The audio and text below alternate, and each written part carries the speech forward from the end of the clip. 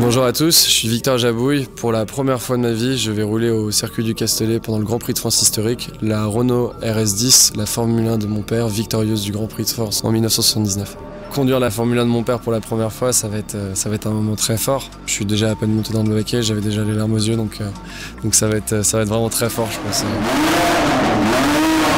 Le plus impressionnant quand on conduit des Formule 1 des années 80, c'est de se retrouver dans cette coque en fibre de verre et en aluminium et d'avoir les pieds devant l'aileron. Contrairement au F1 actuel, on est clairement beaucoup plus en arrière pour apporter une certaine sécurité pour les pilotes. Les pilotes étaient le plus engagés dans les années 80 sur la performance et le développement de véhicules contre les pilotes actuels qui sont entourés de 500 ingénieurs, développeurs, aérodynamiciens qui se retrouvent dans les quatre coins du monde pour développer un véhicule.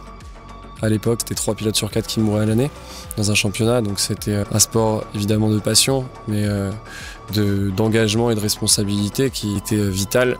Conduire aussi avec la combinaison de mon papa, c'est un réel hommage, et de le faire partager à tous ses spectateurs, ça va être fantastique. Le plus beau dans l'humain, c'est l'émotion, tu vois. Et quand on va chercher, quand on conduit ses voitures, c'est de l'émotion. Quand on est propriétaire, c'est de l'émotion.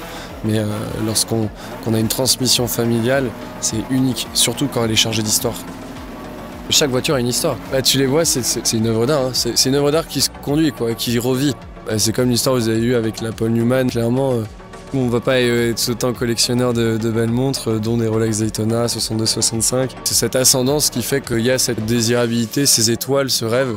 Quand il y a le rêve, ça n'a pas de prix. C'est comme là, si on parlait de prix de certaines voitures, en fait, il n'y a pas de valeur tellement c'est inestimable. C'est des pièces d'exception et il faut les garder telle une exception, comme fait Rolex pour les montres. T'as pas blagué sur les rétros, hein. Ah, tu verras.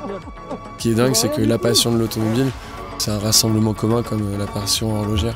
On te fait sortir en dernier, comme ça normalement, voilà, et après tu gagnes. Okay.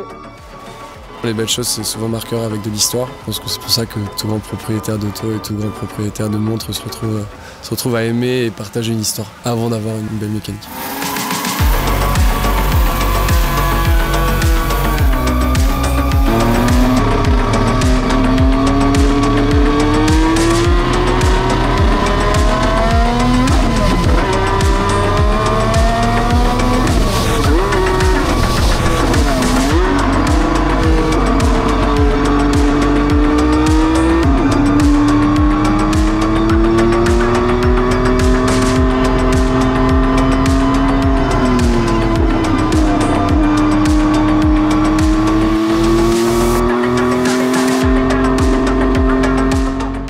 Ce qui m'a impressionné, c'est les freins.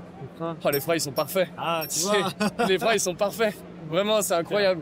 Ah, j'ai jamais eu de si bons freins là. Ouais. Ah non, mais là, les freins, c'est extraordinaire. Bon, on a bien travaillé alors. Ah, mais merci. Merci vraiment. Dominique, c'est dingue. C'est moi aussi, vraiment. T'es parti, vraiment, c'était super. Quand t'as vu partir, on s'est dit putain, il pouvait pas faire mieux. Juste la bonne dose de gaz de l'envoyage. Parce qu'on sait qu'elle est pas facile, elle a 47 ans la voiture. Ouais, vraiment. Mais tu te souviens qu'à l'époque, elle pétait tout le temps, ces autres. Je me dis peut-être quand elle sera un peu chaude, ça va peut-être aller mieux, je me dis, ça va voir. Non, regarde. Ouais, non. Non, ce genre de choses-là, je suis désolé, ça va pas s'améliorer. Ça va pas s'améliorer. Par contre, si tu le sollicites trop, ça va se dégrader. Ouais, ça c'est vrai. Donc tu fais, voilà, tu profites, faut que je propose. faut que tu nous en fasses pour encore 2 jours. Oui. C'est parti.